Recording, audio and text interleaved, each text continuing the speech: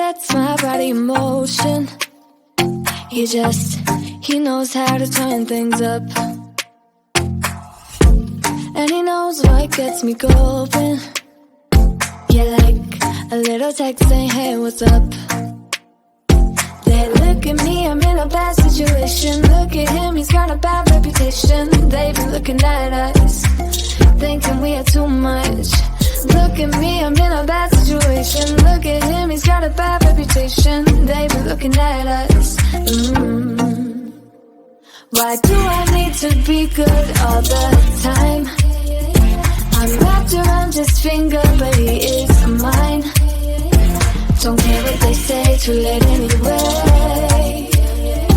Why do I need to be good all the time? Yeah, he gets when I'm in a bad mood. Then he knows how to make it alright. Yeah, I get that he got a history, but I don't wanna think about no other than us.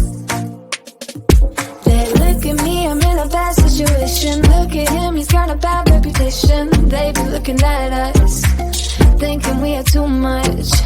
Look at me, I'm in a bad situation. Look at him, he's got a bad reputation. They be looking at us.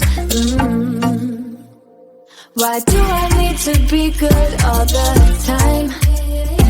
I'm wrapped around his finger, but he is mine. Don't care what they say, too late anyway. Why do I need to be good all the time? Nah, nah, nah.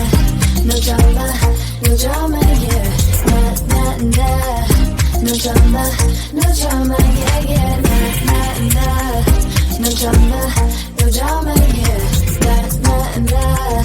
No drama, no drama, yeah, yeah. Bad history, but what about it? Yeah, he's got a bad history, but I want him anyway. So look at me, I'm in a bad situation. Look at him, he's got a bad reputation, but what about it? Why do I need to be good all the time? I'm wrapped around his finger, but he is mine. Don't care what they say, too late anyway. Why do I need to be good all the